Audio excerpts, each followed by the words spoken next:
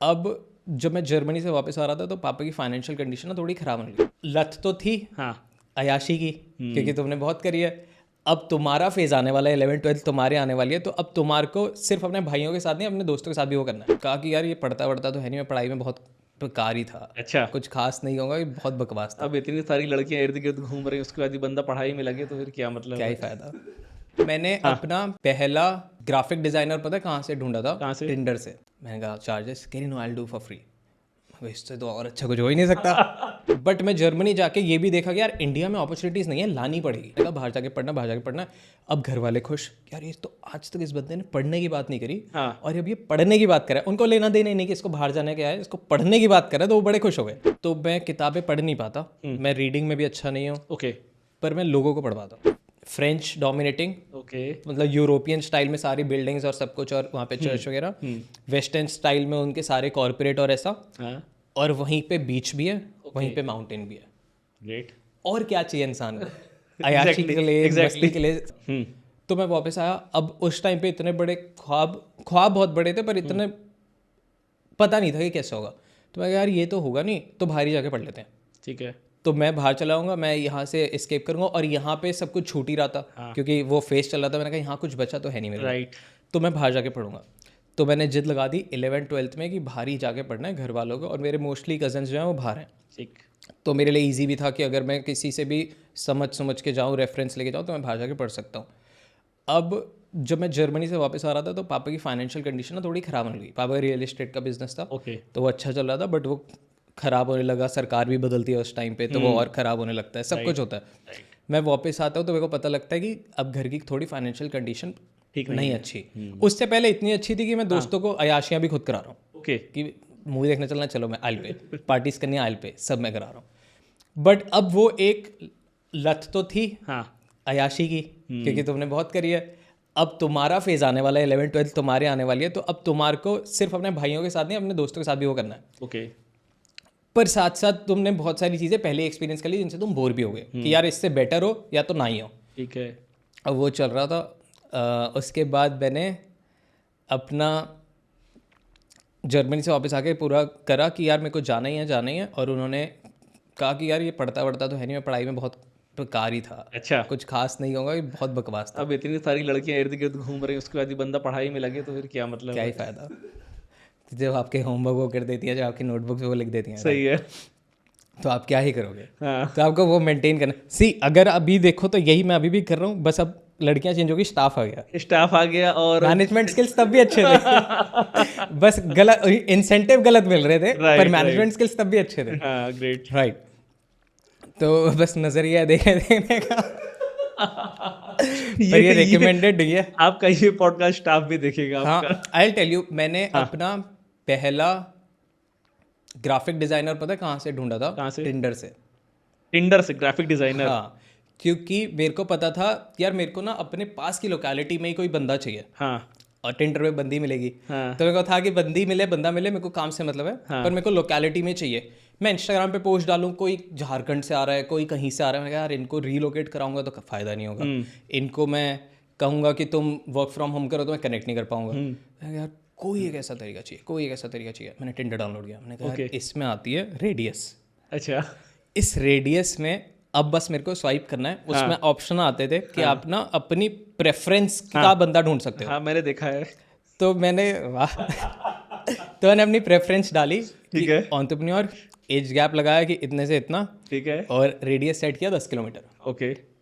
8वें swipe पे मेरे को एक दिखी हाँ जो थी, मैंने स्वाइप कर दिया, हाँ। वहाँ से भी स्वाइप आ गया क्योंकि प्रोफाइल तो स्ट्रांग थी। अच्छा। तो जैसे ही स्वाइप आया तो मेरी प्रोफाइल पे भी लिखा हुआ तो था एंटरप्रेन्योर ये वो, और उस टाइम पे मैं जो उस टाइम पे स्टार्टअप कर रहा था उनके बारे में इन्फॉर्मेशन थी।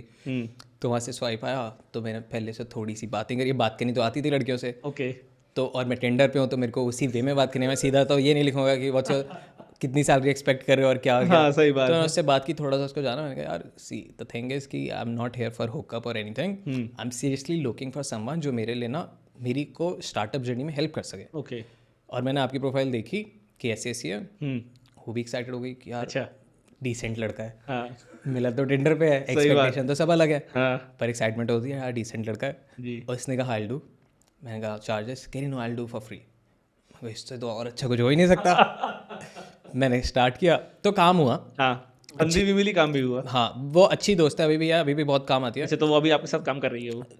वो अपना फ्रीलांसिंग करी, तो मेरे को फ्रीलांसिंग की जरूरत थी उस टाइम, Okay, कि okay. कुछ प्रोजेक्ट्स की जरूरत थी, मेरे को ऐसा नहीं था कि काम करवाना है। ओके। तो वो हुआ, तो वो कनेक्टेड हो गई, उसने भी आज वो भी बहुत अच्छा कर रही है अपना। हम्म। बट मूविंग ऑन, तो ऐसे ऐसे करके मैं बता रहा था कि ऐसे दिमाग जो तिगड़मबाजी वाला घूमता है ना, तो ऐसे घूमता था। अब बैक टू नॉर्मल, जहाँ पे हम लोग जर्मनी पे थे शायद, हाँ। कि जर्मनी से वापस आके को स्कूल से बाहर जाना है, ऐसा करना है, ऐसा करना है, और मेरे को मस्ती भी करनी थी। बट अब ना मैं हार्डकोर बिजनेस की तरफ सोचने लगा, कि मेरे को मेरे को बाहर जाके पढ़ना था, पर मेरे को बाहर जाके ना ये नहीं पढ़ना था कि मैं वहाँ जाके सेटल हो जाऊँ। मेरे को आके काम यहीं करना था इंडिया में, क्योंकि जो मैं बताया वो बचपन का सपना बॉर्डर मूवी से, कि यार मेरे को हिंदुस्तान के लिए कुछ करना है, ऐसा करना है, वैसा करना है, वो सारी चीज़ तो बैक ऑफ द एंड थी। बट मैं जर्मनी जाके ये भी देखा कि यार इंडिया में अपॉर्चुनिटीज़ नहीं है, लानी पड़ेगी। ओके। और ये कैसे लाई जा सकती है? या तो आप सरकार को लेटर लिखो, आप हड़ताल करो, आप कुछ करो, नहीं तो आप एक्शन पे लग जाओ। राइट। मेरे बस की नहीं है वो सारी चीज़ें, कि मैं हड़ताल पे बैठूं, क्योंकि ना मैं खाना छोड़ सकता हूँ, बिल्कुल। ना मैं वो पुलिस वालों से पिट सकता हूँ, क्योंकि उनका चेहरा बहुत प्यारा है अपना, ना मैं कुछ ऐसा कर सकता हूँ। तो मैं क्या कर सकता हूँ? या तो मैं सरकार बना दूँ, बिल्कुल। या मैं कुछ इंडिविजुअल लेवल पे करूँ। अब सरकार बनाने की कैपेसिटी नहीं है अभी, तो इंडिविजुअल लेवल पे जितना हो सकता है करो। ठीक है। तो उस मोटिव से मैंने कहा बाहर जाके पढ़ना, बाहर जाके पढ़ना। अब घर वाले खुश, यार ये तो आज तक इस बंदे ने पढ़ने की बात नहीं करी, हाँ। और अब ये पढ़ने की बात कर रहा है। उनको लेना देना ही नहीं कि इसको बाहर जाने का है, इसको पढ़ने की बात कर रहा है, तो वो बड़े खुश हो गए अच्छा। कि बेटा पढ़ने की बात कर रहा है। तो उन्होंने भी कहा चलो ठीक है। बट उस टाइम पे याद रखने की फाइनेंशियल कंडीशन स्लोली डाउन जा रही थी, ओके। और 11th का मतलब 12th स्टार्ट हो रही थी। मैं अच्छे से सब कुछ कर रहा हूँ, और मैं बता दूं कि मैं कितना खराब था। तो लोग ना यूजुअली 9th में फेल होते हैं, 11th में फेल होते हैं। हाँ। 10th और 12th में नहीं होते, क्योंकि बोर्ड्स होते हैं, ठीक तो वो कंपेरेटिवली ईजी होते हैं। हाँ। मैं 10th में फेल हुआ था। ओ। मेरी मैथ्स में कंपार्टमेंट थी, अच्छा। तो मैंने क्लियर कर ली। ठीक है। पर मेरे को आज तक नहीं पता कि वो मैंने क्लियर करी थी, या मेरे को जर्मनी जाना था, तो उन्होंने ग्रेस करके कि निकाल देते हैं, कि स्कूल के साथ कल्चर एक्सचेंज में गया था, अच्छा, ठीक है। कि फिर उनका वो भी हाँ, पैसे नहीं तो तो वो स्कूल फंस वाले ही जाता कमाते है। हैं। Right right right right. तो लक काम करा, आई डोंट नो। बट मैं मैथ्स में बहुत बेकार हुआ था। Okay. और मैथ्स में कंपार्टमेंट आने के रीज़न ना दो थे। पहला तो नो डाउट मैं उसमें कुछ नहीं छुपाऊंगा कि मैं नालायक था, मैं था। हाँ। दूसरा रीज़न ये था कि वो जो डिप्रेशन वाला फेस था ना, तो उसमें जो 2 बार एग्जाम होते हैं ना, ये फर्स्ट सेमेस्टर और सेकंड सेमेस्टर। फर्स्ट सेमेस्टर वो पीक था, तो मैंने उसमें ना एग्जाम में कुछ लिखा ही नहीं था। ओके। मैं छोड़ के आया था खाली, मैं नाम लिखा और छोड़ दिया। अच्छा। क्योंकि मैं जोन में ही नहीं था, Zone में नहीं था। उस राइट। उस मेंटल जोन में नहीं था। ऐसे लिखा ही नहीं गया, छोड़ दिया, मैं बैठा रहा, 3 घंटे की शांति तो मिली है। तो वो था, तो वो। और फिर आप सेकंड में आप हो ही बेकार, तो आप सेकंड में उसको कवर नहीं कर पाए, राइट। तो इसलिए आपकी कंपार्टमेंट आ गई। बट आई, हाँ। जिसको मैं बड़ा फ्लैट होके बताता कि कंपार्टमेंट आई थी, मैं इतना बेकार था। मेरी भी आई थी। अच्छा, बहुत बढ़िया। लेकिन मेरे साथ एक अलग सिचुएशन थी। जी। मैं एक ऐसा मतलब सिंगल स्टूडेंट था जो मुझे मेरे टीचर से बताया कि जिसकी मैथ में डिक्टेंशन है हाँ, और केमिस्ट्री में कंपार्टमेंट है। मतलब मैथ्स में 83 है समझ गया मैं। और केमिस्ट्री में इतने नंबर भी नहीं कि मैं पास हो जाऊं। तो मेरी केमिस्ट्री में भी मेरी भी कंपार्टमेंट आई तो थी। आप अच्छे थे, पर आप कुछ में अच्छे थे, कुछ में नहीं थे। हाँ।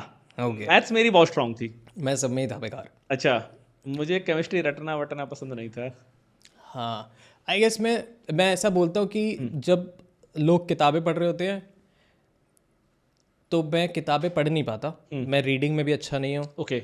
पर मैं लोगों को पढ़ पाता हूँ। ओके। और अगर मेरे को कोई ऐसा मिल जाए जिसने 1000 किताबें या 100 किताबें मिली है, तो मैं उसको पढ़ पाता हूँ। अच्छा, तो मेरे को ऐसा लगता है ये ज़्यादा अच्छी चीज़ है मेरी। तो कैसे मतलब लोगों को कैसे रीड करते हैं आप? सपोज मैं आपके सामने बैठा हूँ, आप क्या रीड कर पा रहे हैं? 1 घंटा अगर मैं आपके साथ स्पेंड करूँगा, तो मैं आपसे बहुत सारी चीज़ें ले सकता हूँ, ओके। सीख सकता हूँ, और शायद उस हद तक आपके साथ आपको भी लेके जा सकता हूँ, जो आप कहोगे यार मज़ा आ गया।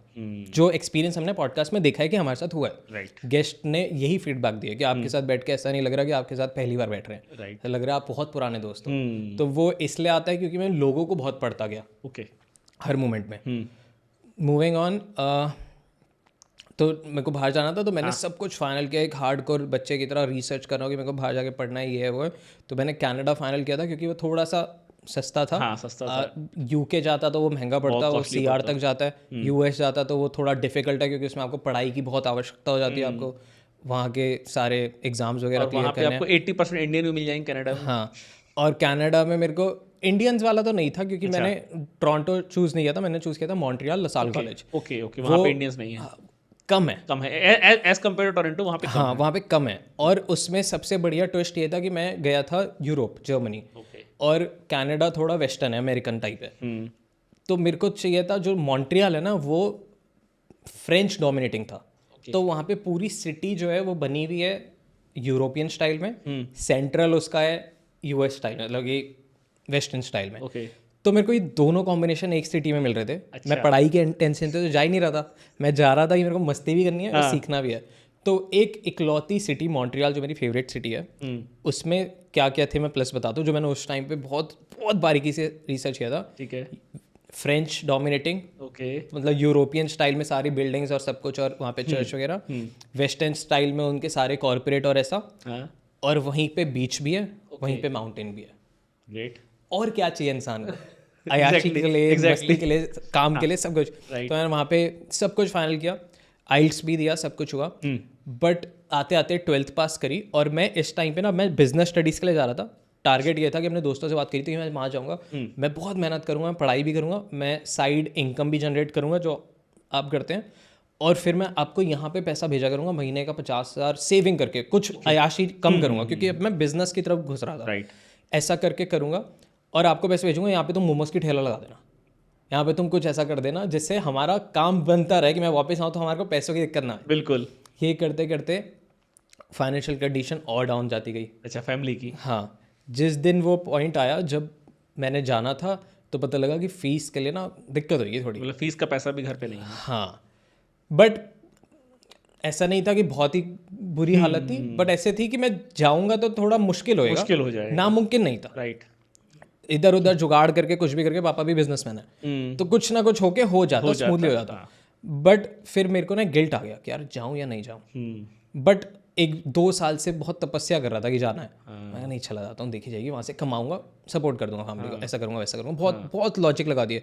जब आपने कुछ करना होता है ना, तो आप ना गलत चीज़ में भी ना बहुत सारे सही लॉजिक ले आते हो। बिल्कुल बिल्कुल, वो आप उस पॉइंट ऑफ व्यू से देखते हो कि मैं इसको कहाँ सही प्रूफ कर सकता हूँ। हाँ, अब वो मुश्किल भी होते हैं ना, पर आप में जोश इतना होता है कि वो हो जाता है, और आप कर भी जाओगे अगर आपको बहुत पैशन है ना।